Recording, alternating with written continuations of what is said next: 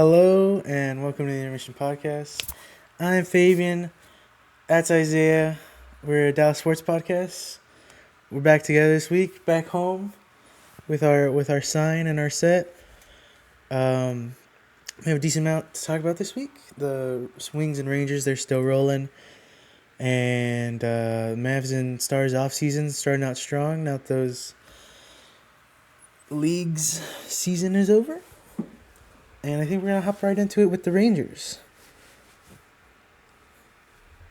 The Rangers had a decent week this week. The Rangers had a winning week. We are now 40-41. One game behind 500. And I think I like the direction the team is moving in. And how this last week went, and the week before that went, and you can see us progressing, and so I enjoy that. Let's talk about it. We played Pittsburgh at Pittsburgh. DeGrom in Game 1 of that series.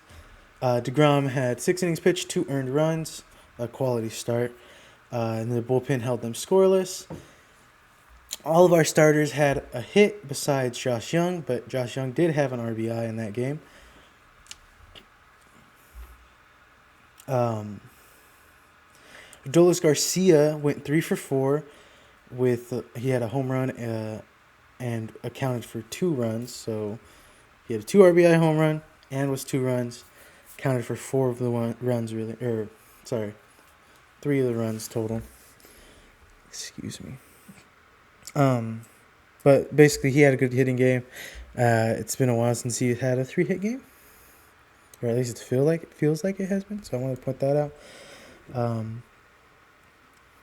We didn't trail for a single minute in this game. We scored on top of the first, and they got close within 1 in the third, or the fourth, and then we end up running away with it. A good team game, honestly. Offense did good. And pitching obviously did great. And in this game, if you'll recall, something I've been bringing up a little bit is even when the Rangers do score, it's been like one big inning. And that's been a little less so. I believe I said that last week too. It's been getting a little less so. And this game, we had 4 1-run innings and 1 2-run inning. To account for 6 runs. And 6 runs is, that's a perfectly enough to win ball games. And I like being able to score in multiple innings. Means we're not just having one good inning, we're having at least a couple good innings, and that means, at most parts of the lineup at least. And in this instance of this game, everyone contributed to scoring. Everyone had a hit except for Josh Young, and he had an RBI. So that's the kind of offense I want to see, and that's the kind of offense we saw here. Feels pretty good.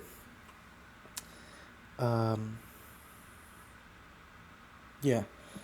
In this game, we still left 12 on base, and we're 1-11 with runners in scoring position. So we had some really good base running, and then that one brought in a couple, but still want to be a little better than that. But definitely moving in the right direction. The Rangers are still going to be the old Rangers? I don't know if we're getting to that in terms of the offense, because our World Series run, is this the right side? In our World Series run, it was great offense carrying mediocre pitching. And right now, even though our batting is better, it's still not, I wouldn't even call it good, but it's getting to decent. So it'll be great pitching right now. It's carrying decent offense. Because, if we scored 3 runs in every game right now, we'd be, 20 games higher than we are right now. I don't know. I think the number's, 14. But we had 14 more wins than we do right now. So, it's definitely... But we're moving in the right direction, and we're getting better. And, hey, we scored at least 3 runs in every game this series against the Pittsburgh. It's the Pirates. Game 2, Kumar Rocker came out, 5.1 innings pitched, 2 earned runs. Pretty good start from Rocker. This is his second win in a row. Again, the pitching did good, and offense did enough to win. We won this game 3-2. We just needed 3 runs, and we did enough to get at this game, despite only having 4 hits. So we had left 4 on base and went 1 for 6 with runners in scoring position, but we capitalized enough to win this game, in which our pitching did pretty dang good, Yeah.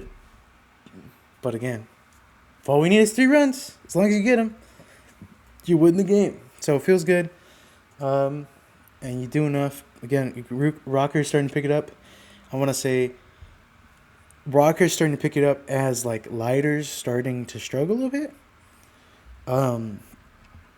So we'll see if anything happens there. But I'll get to the pitching situation in a little bit, but it's definitely interesting.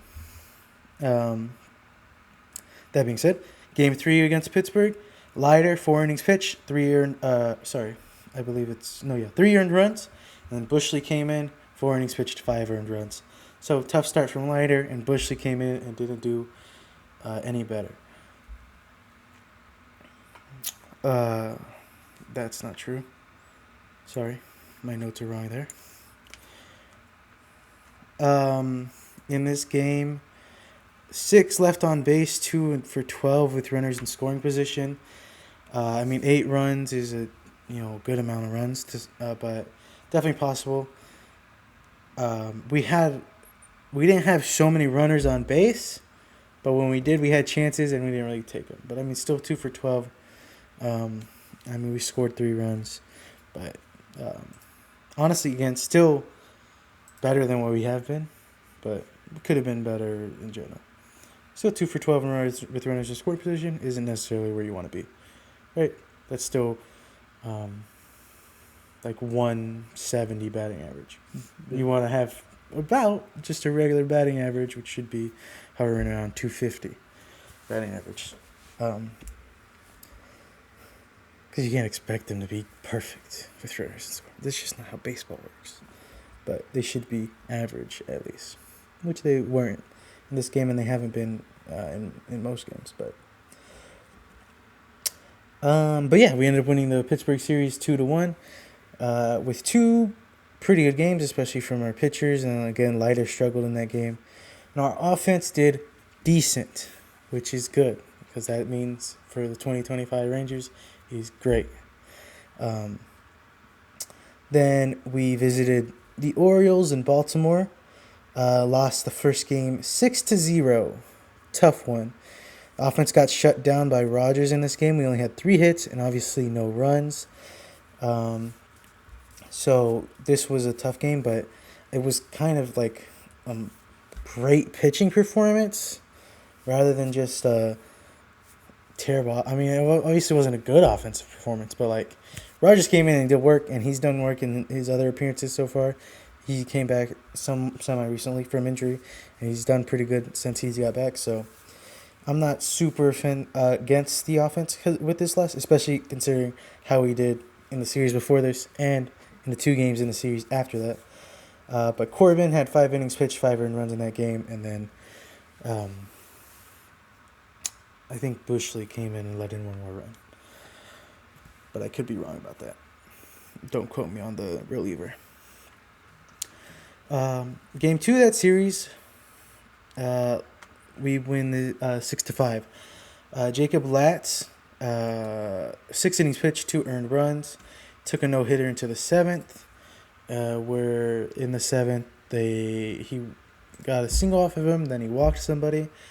And then Chris Martin comes in and lets in 3 straight home runs, which gives them 5 runs. And they were beating us 4-5 after that inning, despite Latz throwing 6 no-hit innings.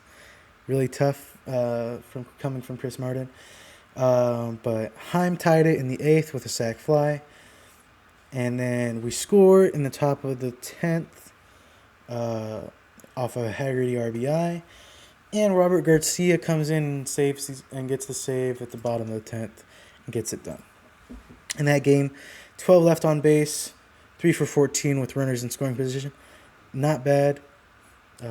Again, it always hurts to see double digits left in um, the left on base stat, but that also just means you were getting on base, you're getting a lot of hits, and when the score is high, like 6 runs is a decently high score.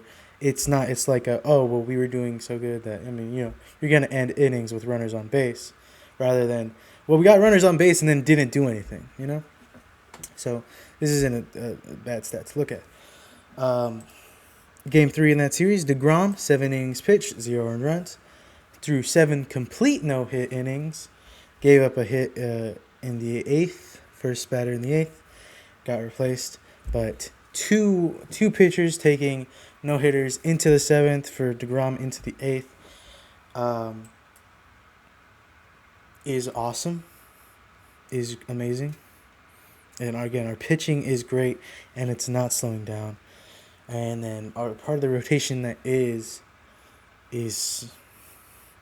we having like it. Our pitching is good. Our pitching is great. We win this game 7-0. I don't know if I said that. Young went 2 for 4, had a home run and another RBI for 3 total RBIs. In this game, excuse me. In this game, we left 4 on base and went 3 for 8 with runners in scoring position. So see, that's a really good game in terms of runners in scoring position. We capitalized on every one. So even though, we only had 8 at-bats with runners in scoring position because we got a hit on 3 of them, you end up with 7 runs. That's how it works. That's why it feels good. But again, pitching did amazing. Basically this whole last week, barring maybe Leiter and Corbin, who had some rough games. But again, those are... for Leiter, he's had a couple struggles, but Corbin was more of an outlier, and it didn't help having no run support. Having your offense get shut out always makes a pitcher feel worse. But going to some news, came out that Bradford's not going to return this season. Cody Bradford, our starting pitcher, isn't going to return this season. He's going to need elbow surgery and will be out for the rest of the season. Unfortunate. We were expecting him back sometime next month before the season. That was the prediction. Looks like his situation did not get any better, so he's going to go into surgery. Prayers up for Cody Bradford. Hopefully, hopefully he recovers well, gets back. He was pitching pretty great before he got injured last season. So, kind of a blow to our pitching staff too. It also... a lot of people were speculating, when they get back, when Gray and Bradford get back, we have some pretty attractive trade pieces now that we don't have Bradford coming back. That might change a little bit. And, we'll still have attractive trade pieces, but we won't be able to use them the same. But who knows, we might still see one of them getting traded here at the deadline in a couple of weeks. A handful of weeks. Reportedly, according to sources, Nathaniel Eovaldi. Eovaldi's supposed to come back and pitch tonight against the Mariners. So, either way, even if that's not true, it's coming from somewhere. He should be coming back soon, if not tonight, but pretty sure tonight. And there's starting to be some pitching controversy. Obviously, Leiter's been struggling. Rocker's been going back and forth between the minor leagues right now. Bradford's injured now. Molly's still on injured reserve. Eovaldi's coming back, but he's been injured. Our pitchers are doing great, but a lot of them have history with injuries. So there's some controversy, I guess you could say, but it's like, who is our actual top 5 rotation? And we're saying that, one, because of the injuries, and one, because we have so many good pieces that we're just not sure.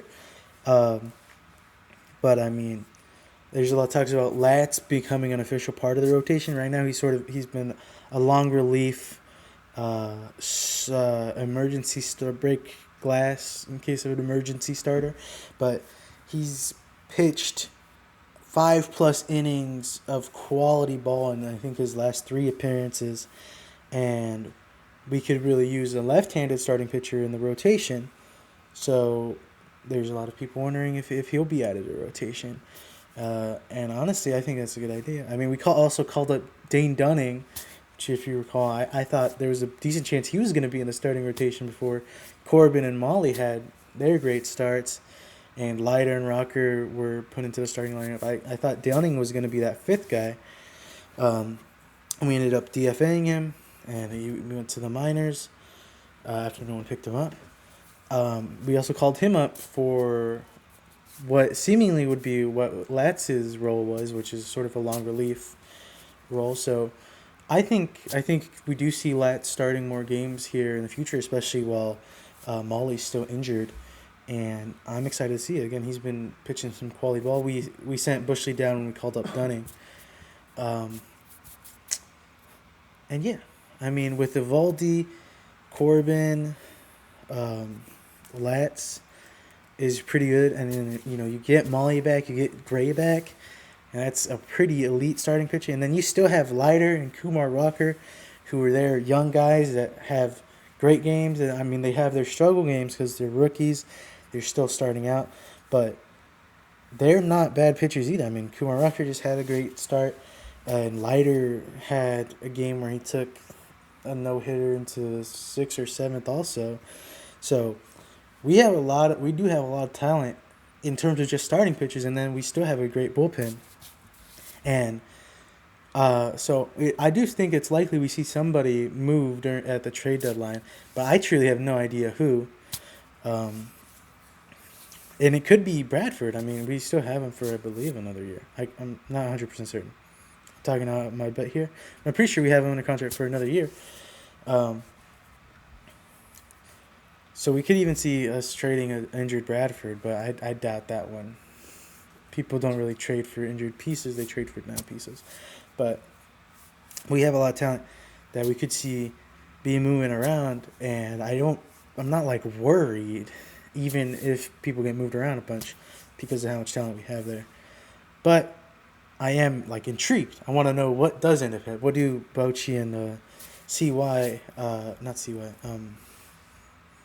CY end up doing? I don't know. But I do genuinely, I think we should add Latz to the rotation because we need that strong lefty that we don't really have right now.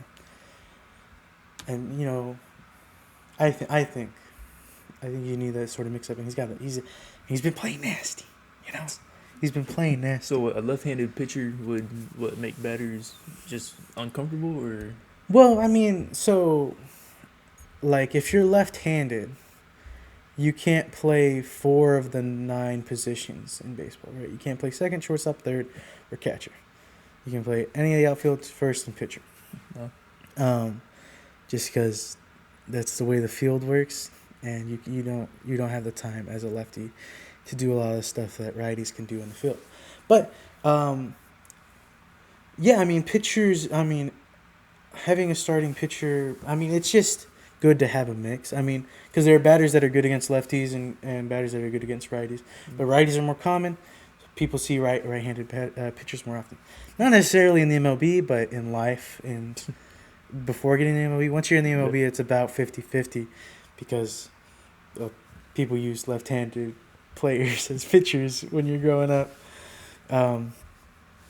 But it's just like you want a decent mix, but like so it's just some batters just aren't used to the left-handed pitchers, so they'll use the left-handed pitchers more strategically. They're just like, I mean, you'll see the lineup change. If there's a right-handed starting pitcher, then you'll have this guy playing, or if there's a left-handed starting pitcher, you have this he's been better at it definitely this year, but Carter the last 2 years terrible against left-handed pitchers.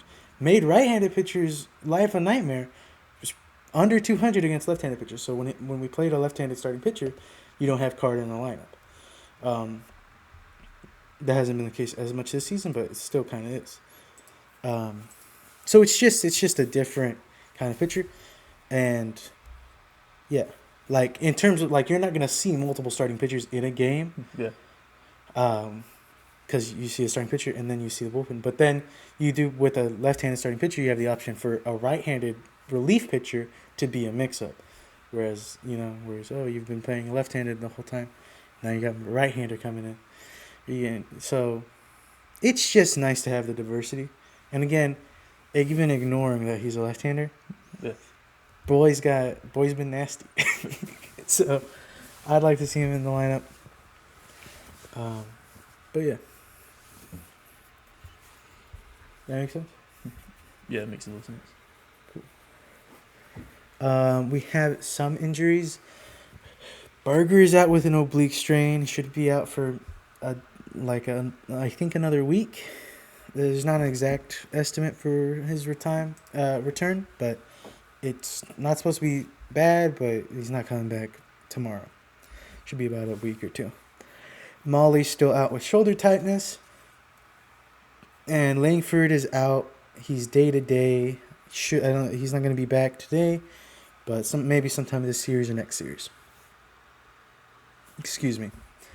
That Langford's kind of a hit because he's been one of our better batters. And Berger, honestly, too, has been one of our better batters as of late. But even without them, we won that last game 7-0. So we're still doing good. Our offense is getting better. So hopefully they come back soon because they will make us better. But we've managed to do well without them in the meantime. This next series, we're playing Seattle at home, at our home in Arlington. Seattle's been a little bit streaky, just a little bit. Obviously, they have great players. Cal Raleigh is MVP candidate in the conversation. But I think this is an important moment for us. Playing Seattle, our division rival. They're in second right now, 1.5 games ahead of us. I think this is an important moment for us to say and make the statement. Either we're going to compete for the division, we are getting better, our offense is returning, our pitching is great, and we're going to compete for the division. I think this is the series where we got to make that statement. And I think we do. I think we win the series 2-1, especially if Evaldi comes back tonight and hits the ground, even jogging, and pitches how he could even 2/3 of what he's capable of. Obviously, he's coming back from injury, but again, even if he's not at 100%, he's at 80%. It still gives us a pretty dang good chance to win the game. And our offense, it stays in the direction we've been.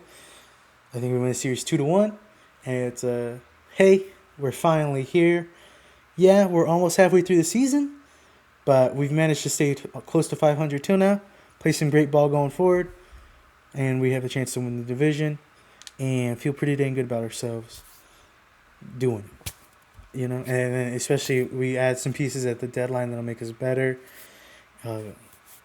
Then I feel even better. But right now is the series to make the initial statement that, hey, don't write us off because we started off bad. That's the Seattle series. I don't expect us to sweep them, but I expect us to win the series 2-1.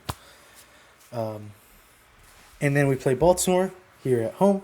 It's going to be similar to the last series. I don't expect us to sweep them, but last series went really well.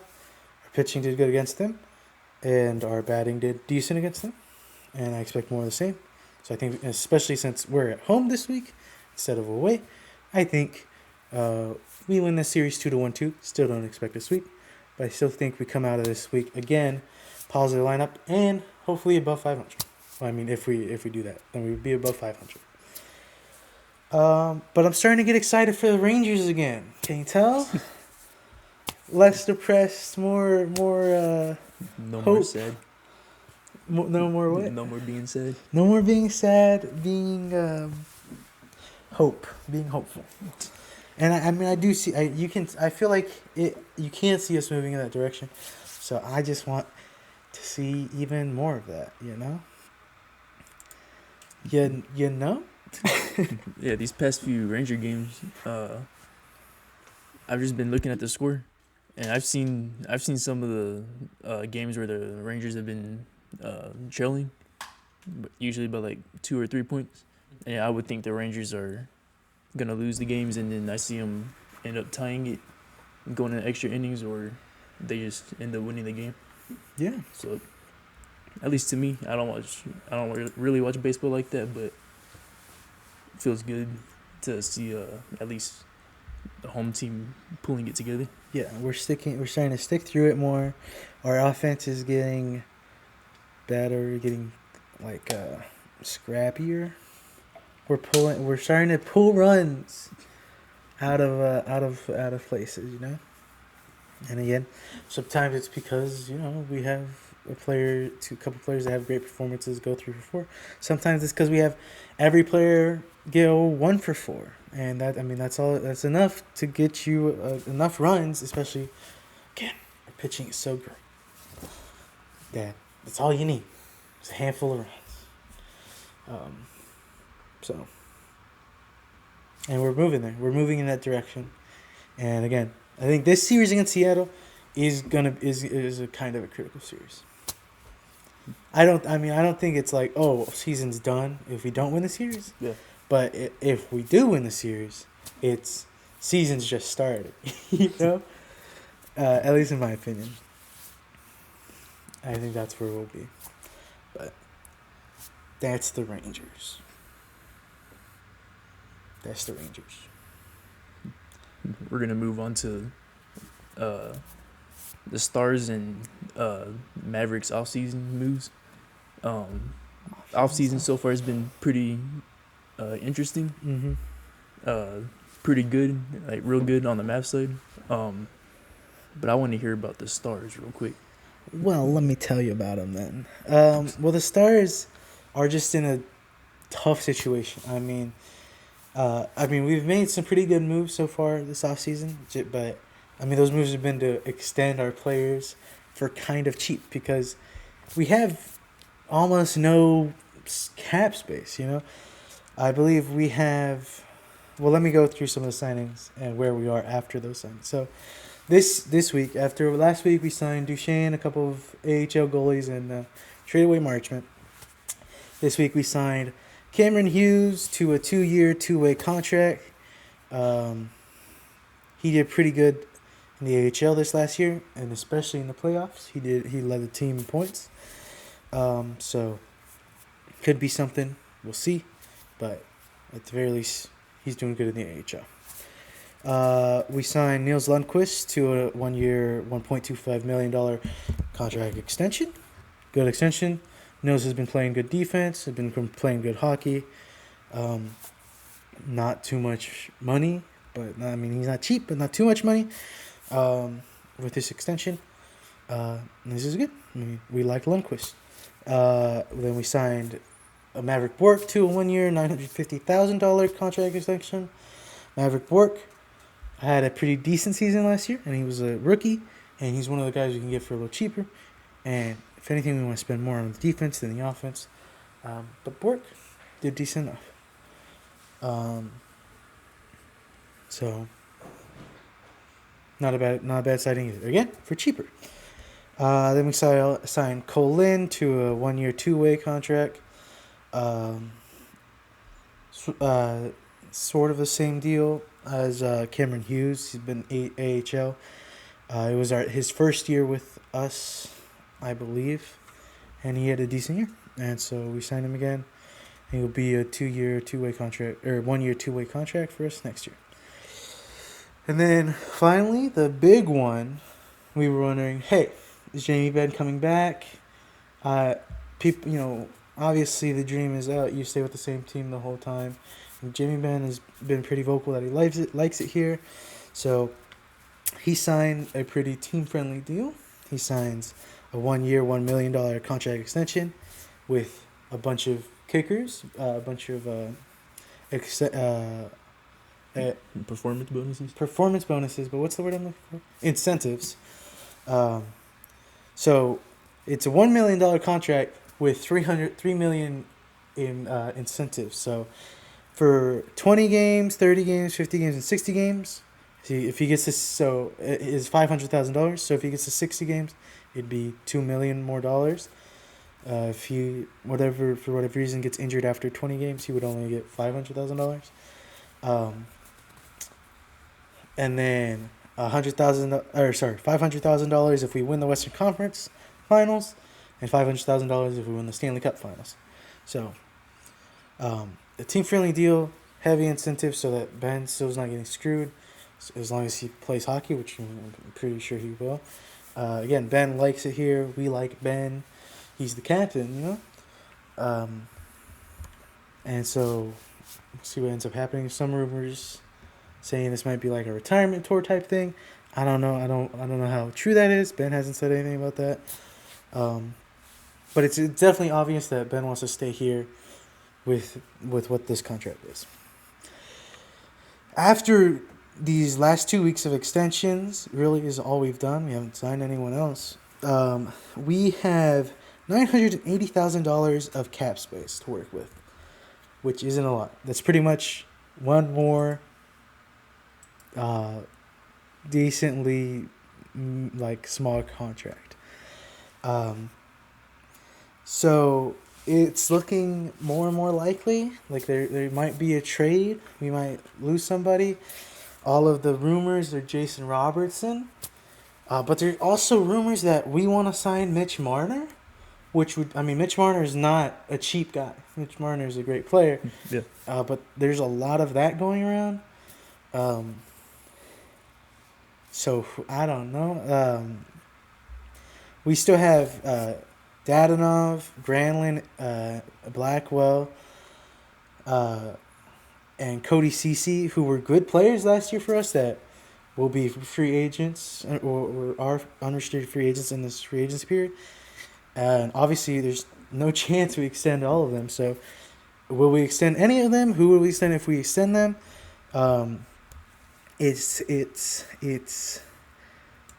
like the moves we have made have been decent, they've been team friendly, but like even with those team friendly deals, we are in a tight cap spot, and who knows like what goes as this offseason goes further in, where we end up, especially with free agency starting, I believe, July 7th, if I'm not mistaken. I could be mistaken.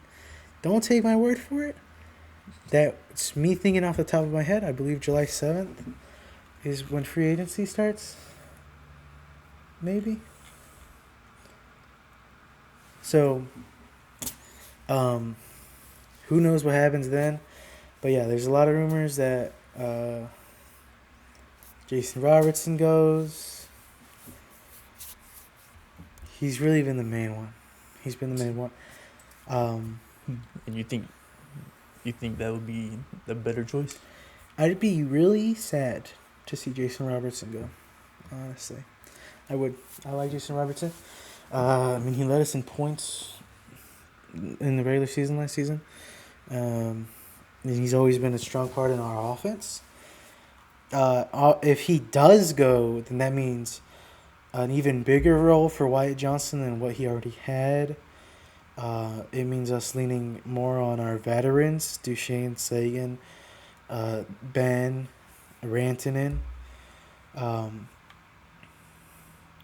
Like Robertson's, he's a good guy. He's been our good young guy for a while now, and he's a great player.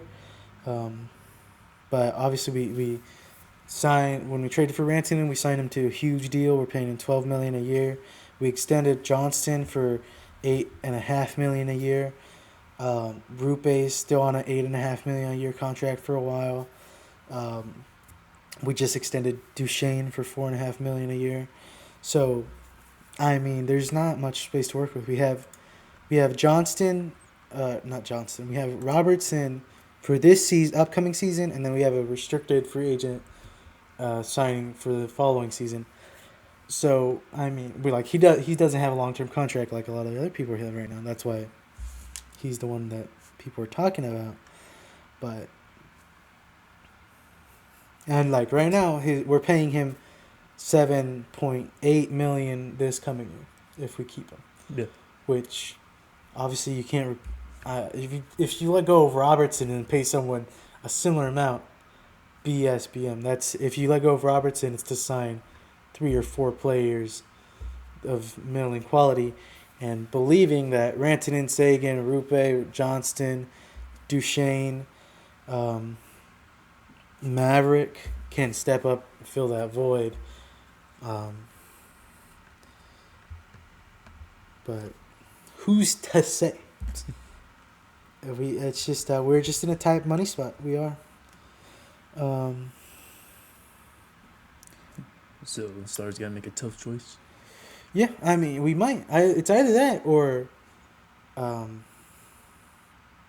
no. Yeah, we got. I mean, there probably has to be some sort of trade. Maybe we do a defenseman. I mean, I'd love to get rid of Dumba, but nobody's trading for Dumba. Or at least nothing real. And defensemen are a little more expensive in general. But like, yeah, we're in a tight spot. I mean, we still have Miro for a while with almost $9 million a year. Essa Lindell for a while with 5.5 about there. Thomas Harley this next year we're paying him $4 million. We don't have him long term either. And Nils we extended for a year with that $1.25 million. But yeah, we have right now as it stands, we have one middling contract left to pay before we're hitting that gold cap, and it's like other sports where you can't go over it, but not really, Yeah. So we're in a tight money spot. So whoever they choose to trade away is still gonna be a sad situation, or you think it's just really sad if Robertson's the one to go? Well, I mean, Robertson, he's just been like one of our icons. Okay, so it's just like not necessarily like trading Luka, but like just like another loyal player, something like how when the Mavericks traded Jalen Brunson. Yeah. Yeah. Yeah. It might not be as stupid because we do need the money. Yeah. We need more players just because we just need more players. We need more people to sit on the bench. So it's not like this is a personal thing. It's just we're just in a tough spot. Yeah. Again, I mean, I'd love it if I mean, I don't know. Matt Dumba's like the only guy I'd be like, yeah, I don't really care about him. I mean, I like Lyubushkin, but even then, like, it'd be hard to replace these guys with defensemen. Even if we did get rid of Dumba or Lyubushkin, maybe. But even then, Lyubushkin's doing great. Even if we did get a Dumba, I think I'd want them to turn around and pay that money to Cece. Cece had a great season last season. I really like him. So I don't even know. We'll see what ends up happening, but more likely than not, we see at least one trade or a couple of small trades. And I think no matter what, we see us relying a decent amount on our low paying, like not relying, but like using them for the extra pieces on our lower paying two-way contract guys. I do see that. We could also, we could maybe just Smith could get out of here. I'm fine replacing him with any of our AHL guys, but he's not getting paid that much either. He's only getting paid $1 million a year because he's not good. He's fine. He's fine. He had a really good stretch to this last season, but for the most part, he was bad. So bad that they didn't want to play him. Otter played for so many games in a row. So yeah, I'm completely fine losing to Smith. But even then, that's only $1 million. It's only one more contract. Again, one more low-paying contract. So, who even knows, dude? I don't know. We'll see look. But I do have this to say. In Jim Nill, I trust. Jim Nill is a freaking insano master guy. Okay, he's been the best GM in hockey in the NHL for the last 3-4 years, easily. Been one of the best, if not the best. So I trust him. I believe like he'll do good, uh,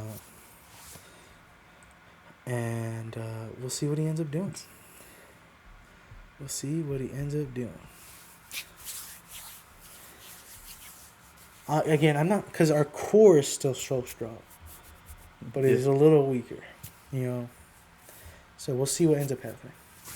And especially, I mean, if we trade in Robertson, you gotta add in some quality pieces. But right now, that's all speculation.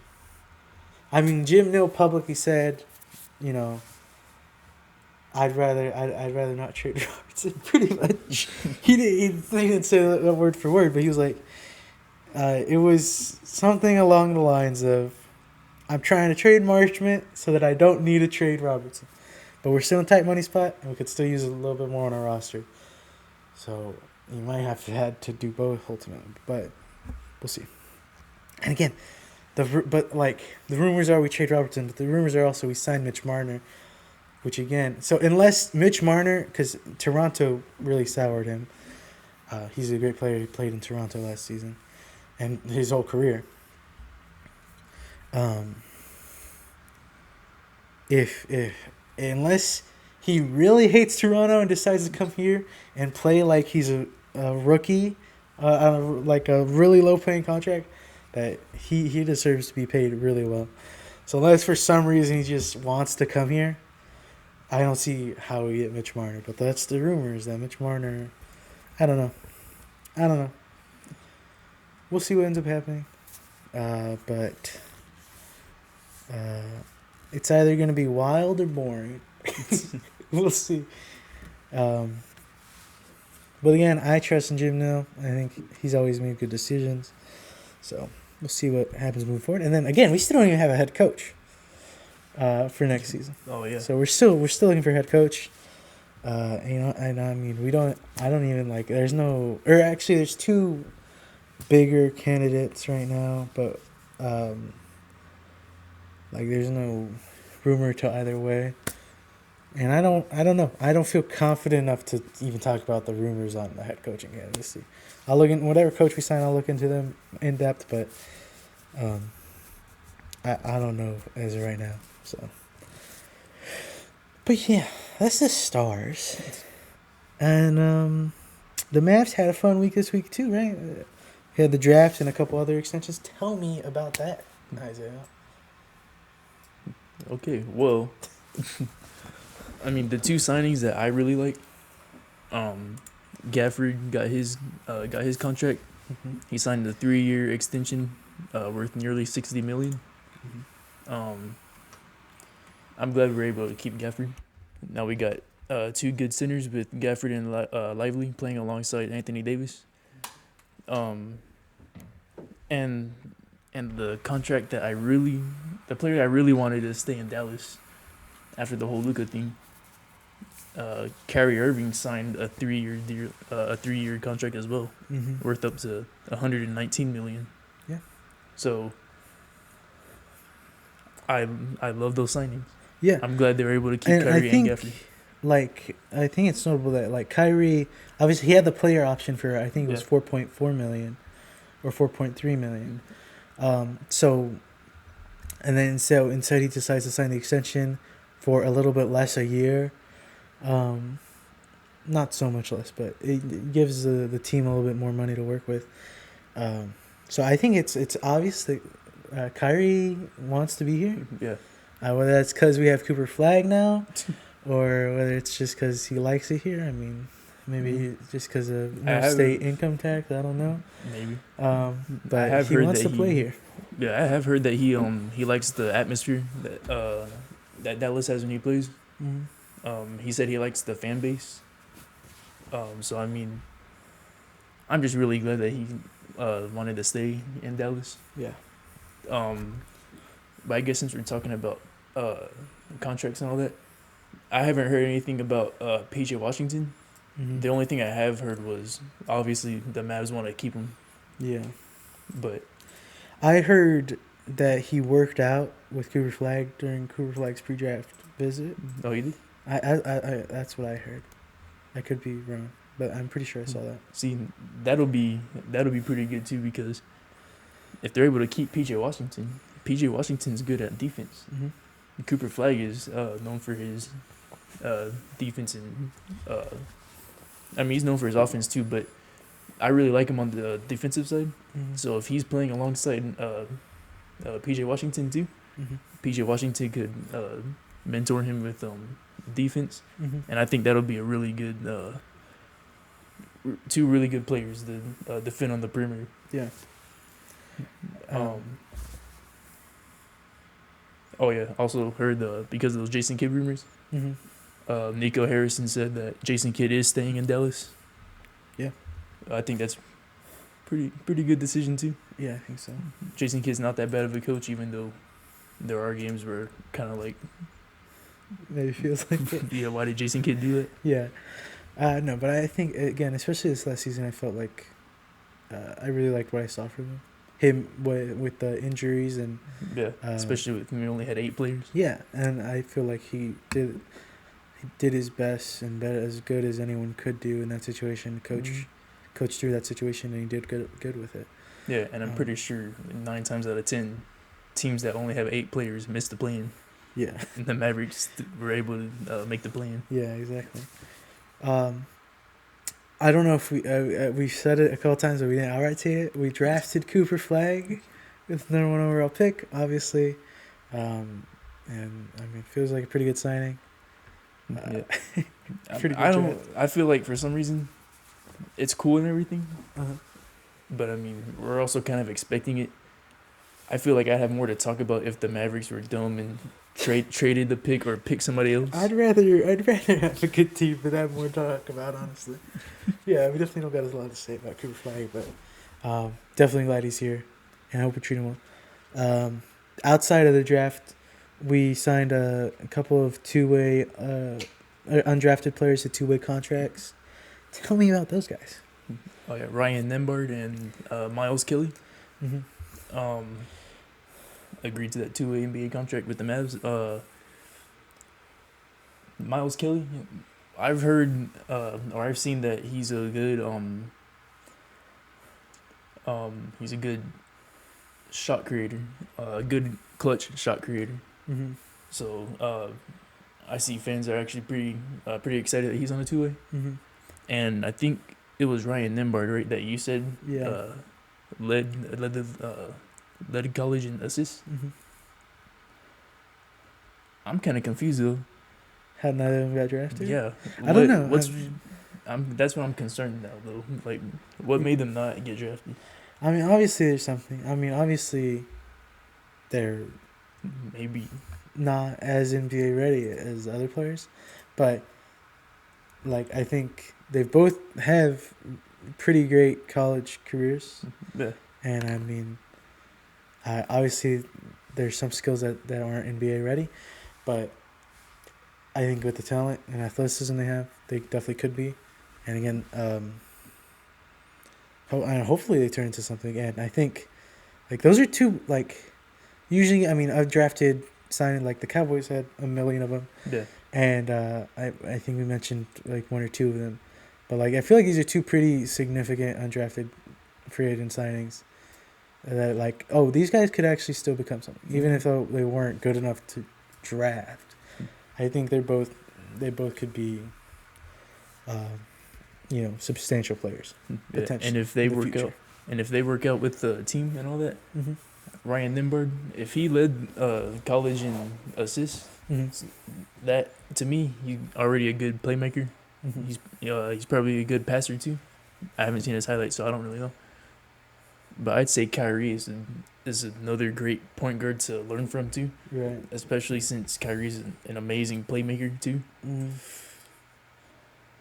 Ryan Nembhard could learn a lot from Kyrie, and he could eventually be that spot that, or he could be that player to come up when Kyrie's hurt again or something. Yeah.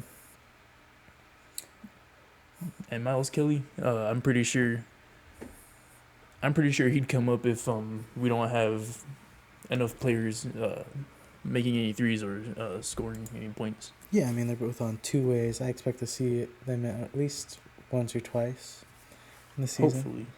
Hopefully once or twice, but I mean, You know, who knows? Maybe they'll have to play every one of the We possible saw games. we saw B Willie a whole lot. Yeah, V. Willie and Kessler Edwards quite a bit. Um, I actually want touching back to Kyrie. I think him signing. There it goes. Welcome back home. It's a tradition. I think Kyrie signing one the extension, but two a semi team friendly extension. Will aid a lot in the free agency search for a guard because Yeah. honestly, I felt like one of the biggest things, well, not one of the biggest things, but a big side effect that people didn't really talk about is like, I feel like after the Luka trade, people don't want to come here to play. Yeah. Because, you sort of backstab your career player and talk some trash about him, too. I was like, oh, we're screwed. We're going to have such a hard time landing free agents. People aren't going to want to come here to play. But a player like Kyrie Irving, who's jumped around from team to team, not so much, but a bit, when he wants to move, he'll move, decided to stay here, sign an extension, and, again, one that helps the team will be like, okay, maybe Dallas is a good place to play. Maybe Dallas does have that culture. And I think it does. It makes us more attractive to free agents. Yeah. In a time when we really need to get a quality guard. And the Mavericks upgraded their medical staff too. Yeah. So hopefully Anthony Davis will actually be able to play a decent amount of the season. Yeah. I just looked it up right here and it says Kyrie Irving declined the $43 million option. Yeah. So that's really good. Yeah. So, yeah, I think it does. It makes us a lot more attractive to free agents. One, because it's like, oh, well, a player like Kyrie wants to play here, and two, well, Kyrie's here. I want to play with Kyrie. So, yeah, it kind of sucks though that he might be out for like the first half of the season. Yeah, he'll be out for at least half of the season. I don't know. I've heard that he could come back as early as a little before half of the season. A month before the All-Star break. Yeah, so like almost still, half the still season. Almost half, but yeah, earlier than expected. A little bit. We'll see. I honestly, I hope he doesn't rush back too quick. I don't want him to, because I mean that's a big reason I feel like we had a lot of injuries last year. We were like, oh, you're good enough to play, even if you're not 100%. Go out there, and people were re-aggravating injuries. Yeah, and I don't want to see that happen. And he tore his ACL, so it's not like he just sprained something. Yeah, it's not like he rolled an ankle. Yeah. Even though that is painful, but I mean, I feel like you shouldn't be out for more than like 4 or 5 weeks for rolling an ankle or something. Sure. But because he tore his ACL, so I mean, you take your time to heal that. Yeah, I hope he doesn't like try to rush back. Yeah. Like what you said about trade assets though. Mm-hmm. The Mavericks are still looking at some potential guards to trade for. Right. And those players are Dennis Schroeder, D'Angelo Russell, Chris Paul, and Malcolm Brogdon as a $5.7 million taxpayer. Mm-hmm. Do you have anything to say about this list of players that they're looking at? Not really. Not really? I mean, I not really, honestly. I will say, I've been seeing a bunch of Chris Paul posts about him saying he's confirming that he's retiring. Mm-hmm. So I kind of don't know why the Chris Paul's name is still popping up. Sure. Unless he does want to play one more year. But that's why every time I see Chris Paul, I'm like, that can't be true because he said he's retiring. I mean, people say that all the time in sports. But who knows? I don't know. Again, I don't know. I don't feel too strongly about really any of these guys. Do you? How do you feel about it? I feel like if anything, maybe I mean, maybe Malcolm Brogdon. Maybe. I mean, Dennis Schroeder's good. Mm-hmm. D'Angelo Russell's good, but I mean, he's got to play defense. I saw on the Lakers when he was on the Lakers, Mm-hmm. JJ Redick didn't like him, or just didn't like his play style. Right. He was late. He was late on switches. He was too late to close out on defenders, and if the Mavericks' whole thing is defense now, I don't think D'Angelo Russell would be a good fit. Right. Dennis Schroeder, I haven't seen much of him. I think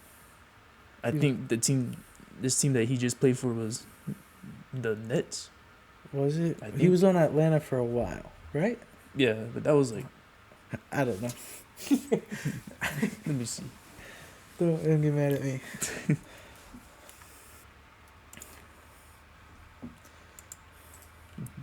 Let's see, Dennis. Oh, Detroit. He was in Detroit. You're the best one. Wait, man. yeah, he was in Detroit. That's right. Okay. Okay, I remember seeing him play a little bit in Detroit. I mean, I've seen Dennis Schroeder make some good offensive plays. Mm-hmm. I think his defense is decent, Mm-hmm. but I think right now the Mavericks look like they could be they look was it strong and powerful, and I think Dennis Schroeder might not play as hard. Sure.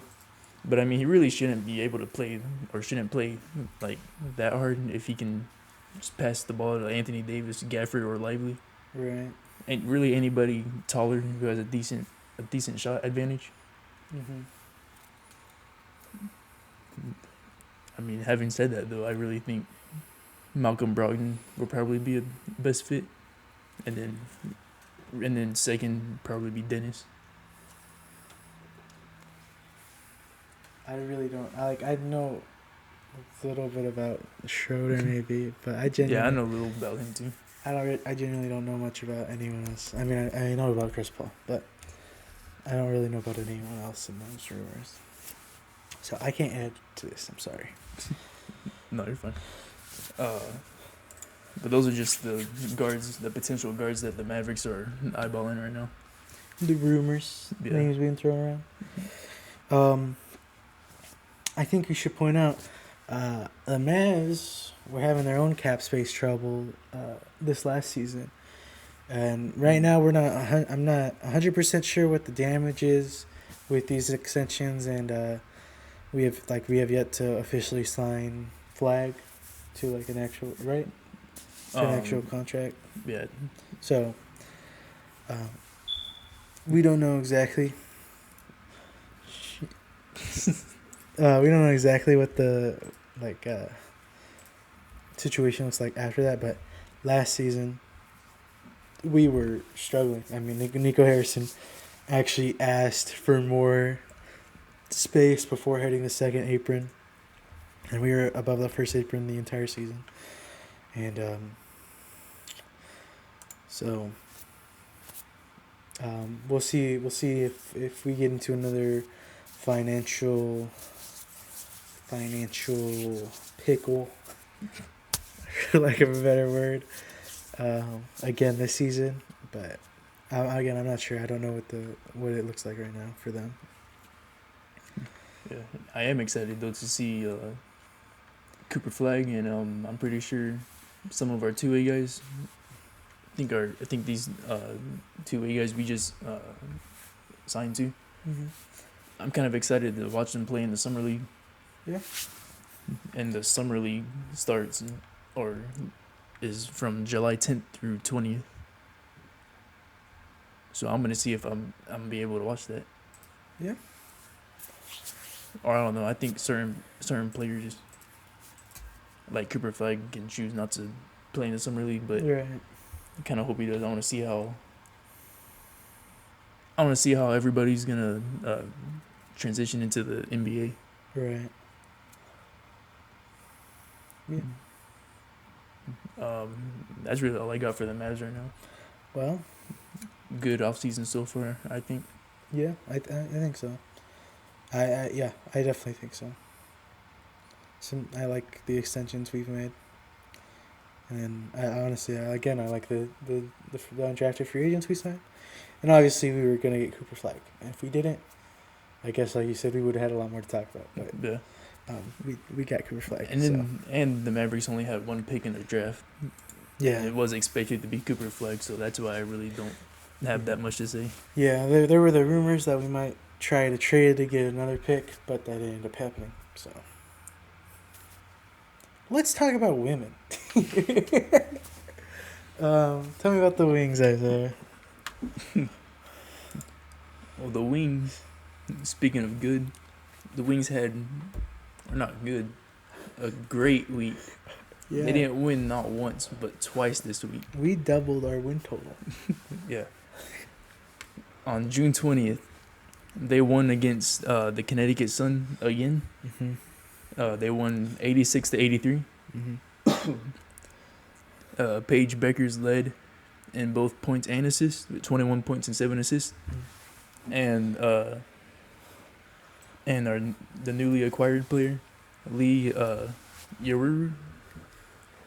I still can't say her name right either. Yeah. Led with 9 rebounds, 4 defensive and 5 offensive. Mm-hmm.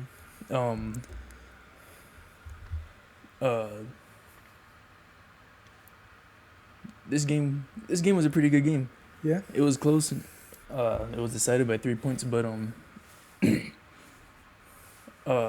this win marks the Wings' first back-to-back win This season. this season. Yeah. Yeah. And oh yes, the shooting still wasn't that good. I would say though, Mm-hmm. but from the free throw line, I think that's where the Wings really Won this game. well yeah they won the game. I think because they were able to take their free throws, they're able to maybe slow the game down a little bit and maybe just concentrate more. Mm-hmm. Plus, they've always been good in free throws. And the point that I was trying to make last week. Last week or Yeah, last week when I made my notes, the point I was trying to make or try to say was the Wings are pretty good at free throws. So if they drive more and get fouled, they could win the games from the free throws right. or from free throw line. But I mean, SGA did that already at the NBA, so I'm pretty sure fans wouldn't want to see that anyway. Sure. But like I said, they didn't shoot that well. Only 36%, 11 of 31 in the second half. Mm-hmm.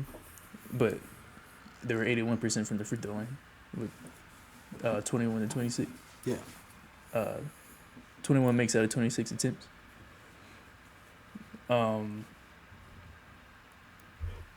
Lee, I'm gonna just say Lee. Okay. Lee had 11 points and 9 rebounds, Mm-hmm. and Alyssa Smith scored 12 points, and both of them had season highs for the Wings. Oh sure. Yeah. Yeah, and I'm telling you, Lee is getting her playing time, Yeah. and she's actually proving that she needed that playing time. Yep. That's good. Moving on to June 22nd though, Wings lost. But it wasn't. It doesn't look that bad of a loss. Well, no, absolutely not. 91-88. Yeah. I mean, we took them to overtime. Yeah, they lost in overtime. Real quick before I say the stat leaders, amazing shot by Paige to tie the game at 84-84, Mm-hmm. which that's the game tying shot that sent them to overtime. Mm-hmm. And then with like 11 seconds left, the Wings played really good defense to keep the Mystics from scoring to potentially win the game. Yes. However, in overtime, the Wings only scored twice, and they didn't score for the remaining 2 minutes and 42 seconds Right. left in overtime. I guess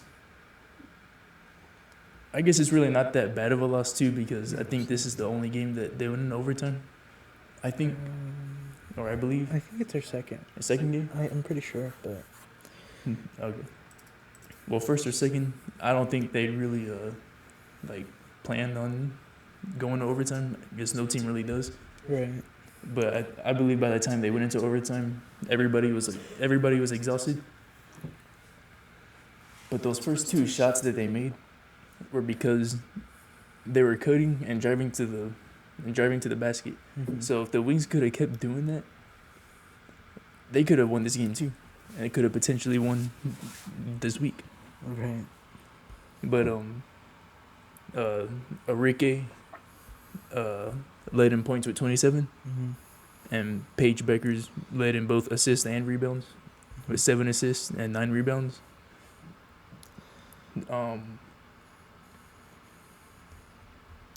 The Mystics led by as many as 16 points in the first half. So We started off slow. yeah, really slow. But I mean, to lead into halftime though, Mm-hmm. the Wings led 45-40. Right. Enrique scored 14 of Dallas's 31 in the second quarter.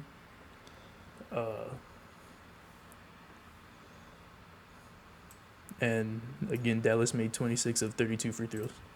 Pretty good. Yeah, so I mean, not that bad of a loss, but definitely could have. They definitely could have won this game too. Right. But at least they didn't have that fourth quarter breakdown or meltdown like last week. Yeah. And then moving on to June 24th against the Atlanta Dream, this was a really impressive win, I would say. They won 68-55. And Atlanta was 10-4 at this point, I believe. 10-4 or 10-3. Mm-hmm. Enrique led in both points and assists with 21 points and 4 assists. And Lee led in rebounds with 15 rebounds. Yep. Her new career high, 9 defensive and 6 offensive. Mm-hmm. I believe that's the rebounding is the reasons why they've been winning these games. Mm-hmm. Even though they've had impressive rebound stats, I feel like having Lee to actually rebound too Mm-hmm. gives them more points and second chance points to score. Yeah. Paige had 12 points, and this is her. Or she actually reached double figures in all her 12 games that she's played. Pretty good.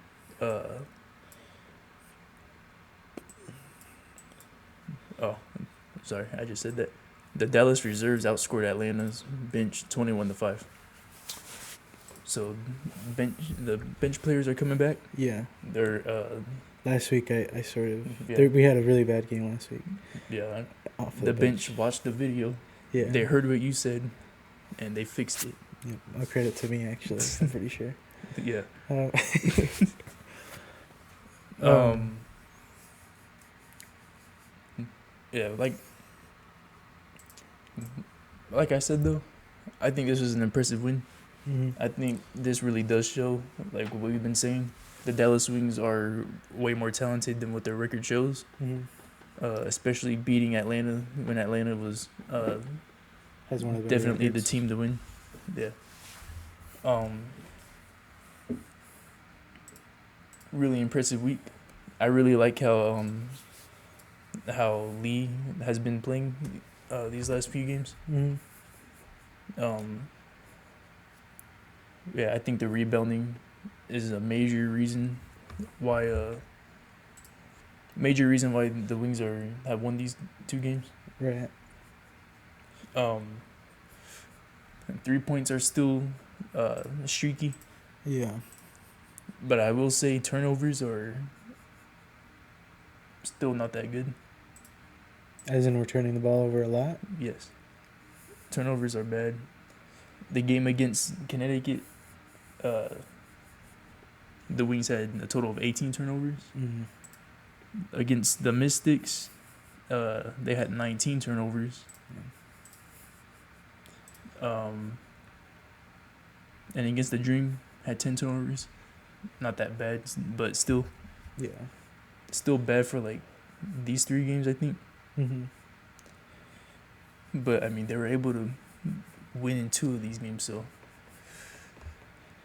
they could definitely win by a whole lot more points. But they're still a young team, Mm-hmm. and they're playing this hard, even though their record's 4-12 right now.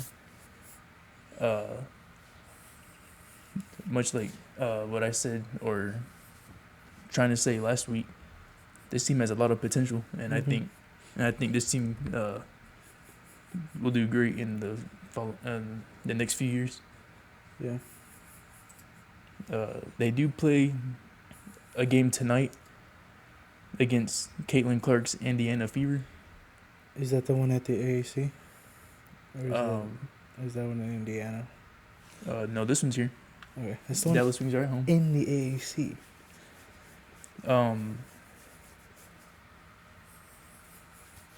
Yeah, I don't know. I mean, the Fever are only 7-8, Right. 3-4 when they're away. Uh-huh. Dallas Wings are 4-12, 2-5 at home. Mm-hmm. Obviously, they can't let the game get away from them. They gotta find a way to stop Caitlin Clark from scoring. Mm-hmm.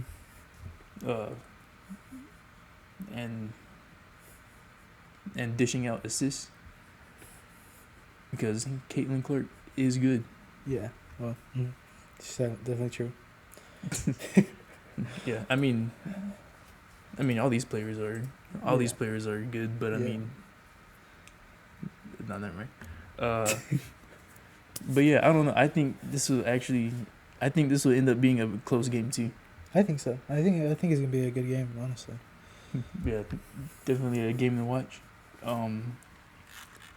I wish I could watch it. Let's go. We're gonna go in person tonight. All right, we're gonna go watch the Dallas Wings play. We're gonna go in person to the AAC tonight. I don't know. We'll see. I mean, I'll see him then. I We'll think see. they said this game is actually sold out. Is it already sold Mhm. out? Yeah, I thought there's a chance. Yeah, they got the two most talked about Yeah. players right now. 2 number 1 picks from last year's draft and this year's draft. Mm-hmm. Which it is last year, right? Yeah. Yeah. Okay, last year. But yeah, entertaining game. I think this game will end up being closer than what I think. Yeah. And then watch next week is gonna be like We lost 80-2. We lost 80 to 150. Yeah. That's more of a basketball score. That's all I got for the Wings. Maddie Seagrace is still out.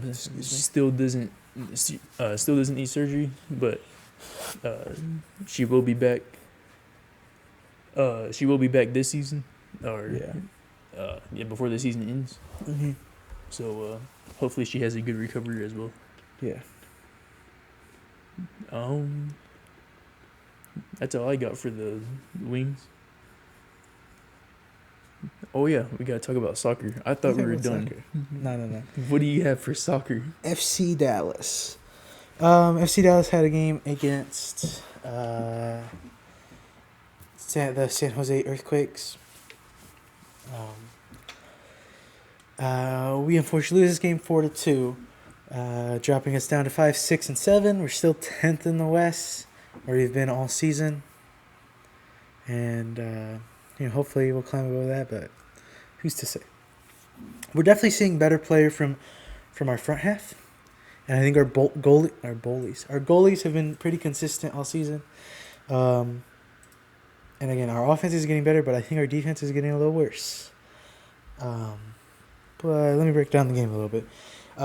In this game against San Jose, we had a lot of good early chances that got stuffed, by the goalie or in the box. But in the 30th minute, some nice passing and dribbling gets Musa a goal. Acosta with the assist, did some nice back and forth passing, did a little dribble, got it to Musa. Musa buries it. Pretty nice goal. They equalize in the 49th minute after halftime in the 49th minute off of a corner. It was a pretty corner. Nice header, good finish. It's definitely a tough shot for Pice, our goalie to stat. So definitely, like, you can't blame him for that. It was honestly, it was a really pretty corner. But I digress. Then they take the lead in the 57th. I think our offense was pretty bad on their second goal. We just sort of let them make a bunch of passes, getting to and inside of the box. And then, they did a pass past two of our defenders, straight in front of Pice. Guy's going to bury it 99 out of 100 times. And he did. They take the lead. Then in the 68th minute, Musa, from a pretty wild angle, with some nice effort, takes a shot. It bounces off of someone. And then Shaq Moore gets the rebound and buries it. That goal, Musa doesn't pop up in the assist or anything, but that goal was made mostly by Musa, but obviously Shaq Moore did a great job to finish. We tie the game. Then they take the lead again off of really, I don't like talk bad, but a really, really bad play by Alvaro Augusto. Alvaro Augusto. Just gives the ball away. Almost looks like he left it for the San Jose attacker. At the edge of the box, he gets it and runs up and scores on Pice. Again, I don't think any of the goals were the goalie's fault in any way, shape, or form in this game, and he made a lot of great saves. And again, I think our goalies have been pretty consistently at least good in most of our games. So, and I don't blame them for any of the goals, at least not the first three, in any way, shape, or form.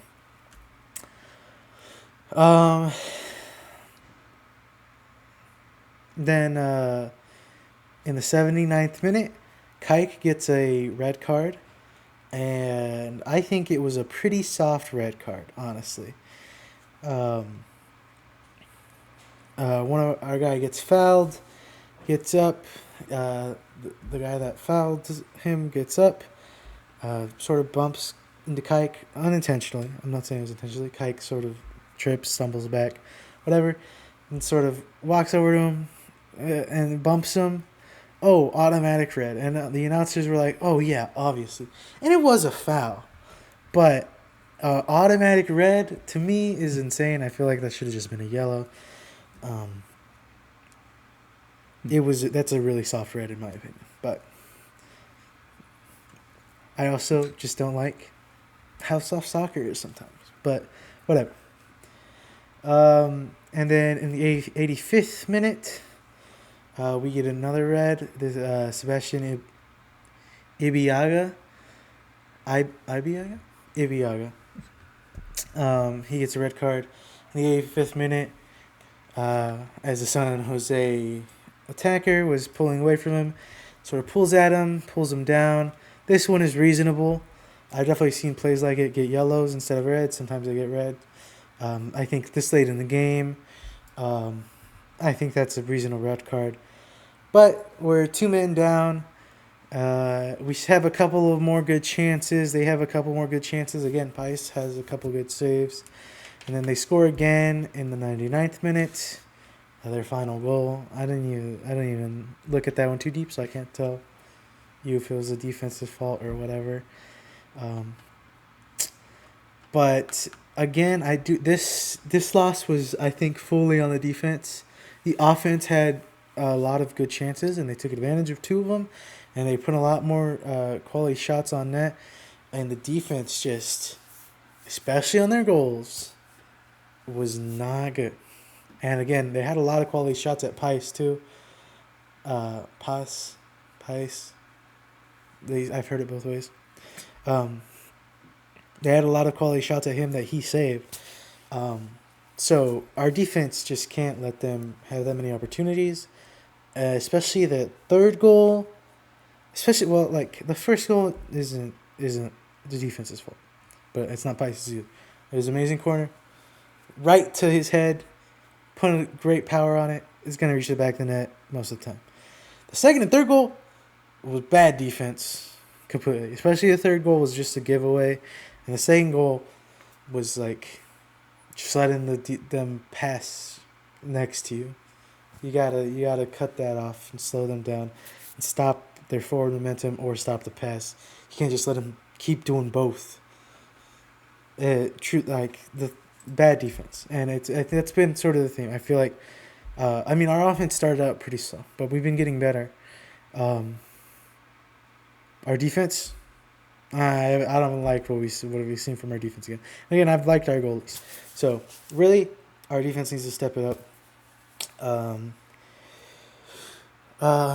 then in other FC Dallas news, we sent Antonio Correa to the Tigres.